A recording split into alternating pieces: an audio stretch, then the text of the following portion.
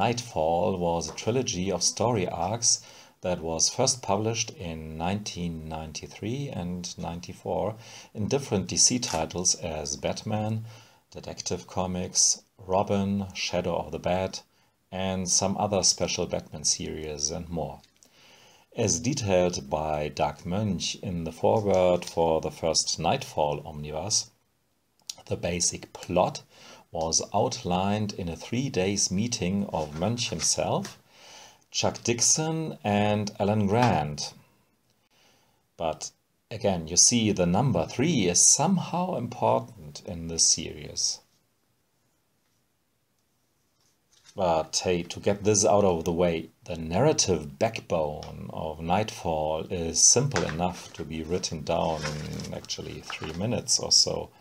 So I wonder why they needed 3 whole days for that. In the first part, there's the Venom-powered hyper-macho criminal Bane.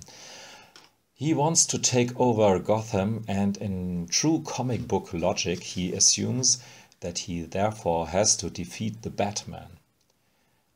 But since this would maybe deliver only enough story for 1 comic book, he frees all the Arkham inmates to keep the Batman occupied and to weaken him while he waits for the best time and opportunity to break him, which he, spoiler alert, eventually achieves to do.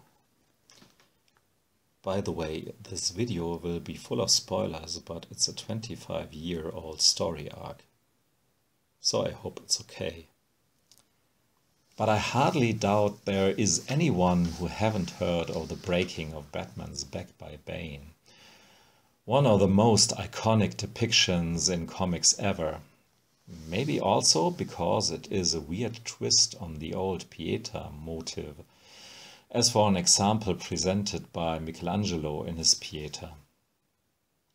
So yeah, but that was already the gist of the first part. In the second part, a new Batman takes over. Since the broken Batman is out of the way, he assigned one Jean-Paul Valley as his substitute. Jean-Paul Valley is a strange character. He was subconsciously brainwashed by his father, who was a member of a strange cult. The aim of the brainwashing was to make him Azrael, the cult's assassin.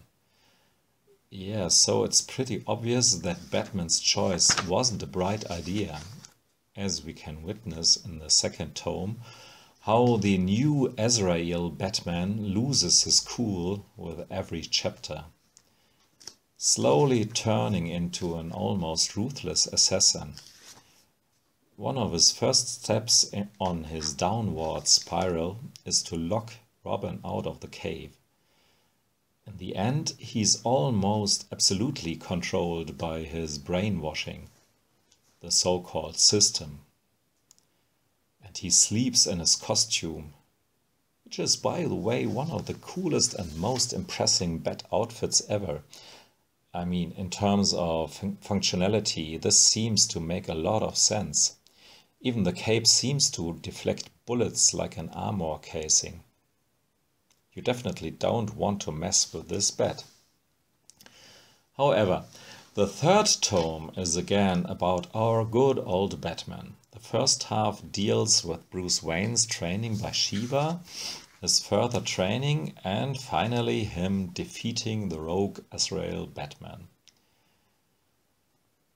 In the second half, there's Nightwing filling in as the Batman, and we get some nice Knightfall aftermath stories.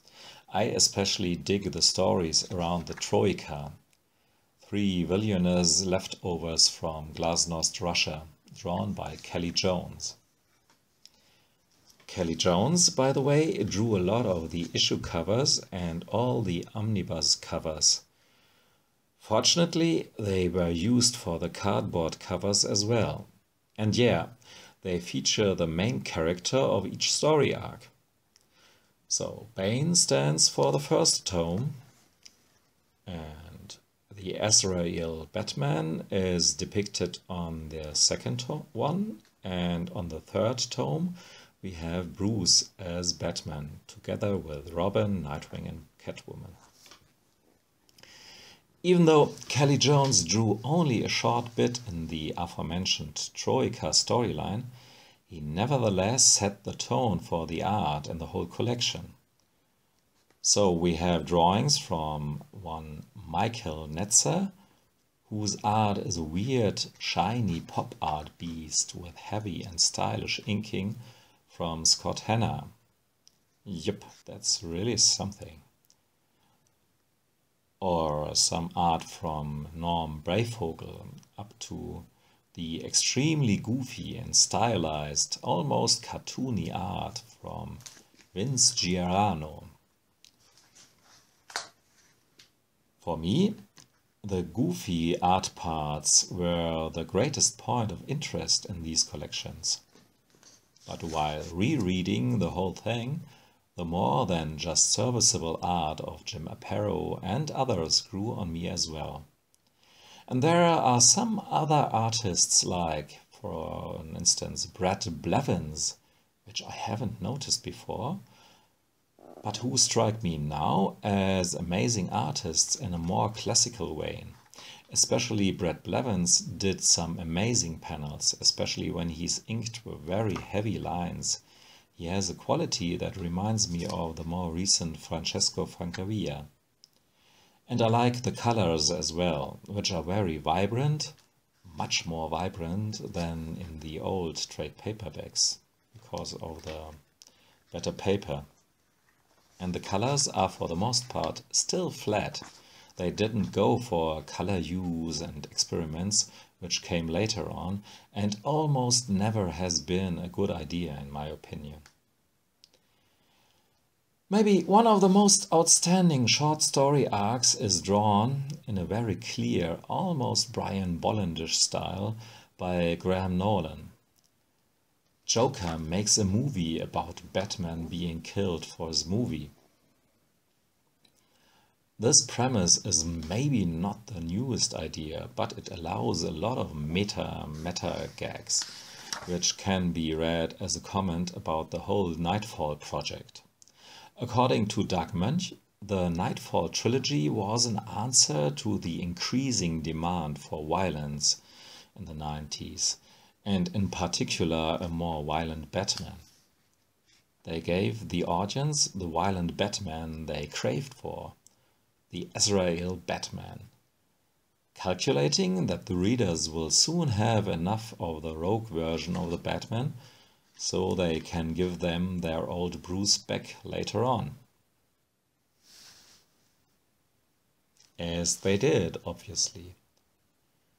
I've read Knightfall in trade paperbacks before, and the whole story didn't make sense to me on many levels. Now I know that it wasn't my fault, nor the fault of the actual story, but of the trades, because they didn't collect some key issues. A flaw DC seems to make up for in a new series of Knightfall trades. For an example, the old collections didn't include the origin of Bane. So I didn't know why the heck this guy is so determined to defeat Batman. I mean, it's still not very comprehensible, but yeah. So, thanks DC that you finally seem to read your own trades and that we have now some important stuff in the first omnibus that wasn't collected before.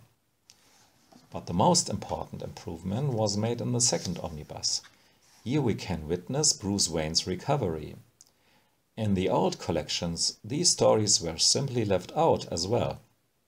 At some point in the story, Bruce just reappeared, apparently totally healthy, walking on two legs and all.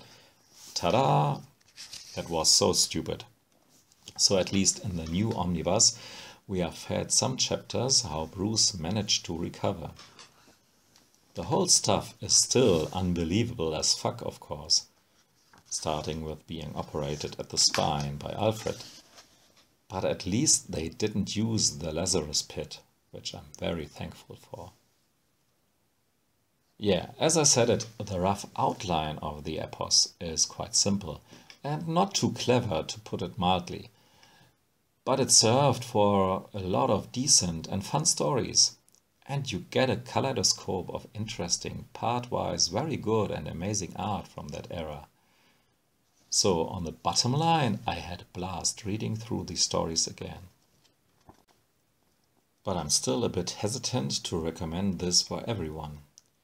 It's sure too heterogeneous to be recommended as one of the must-reads. But it's a good introduction, and the hardcore Bat fans will have the stuff already anyway. Okay, that's enough for today. Thanks for listening and watching. Goodbye.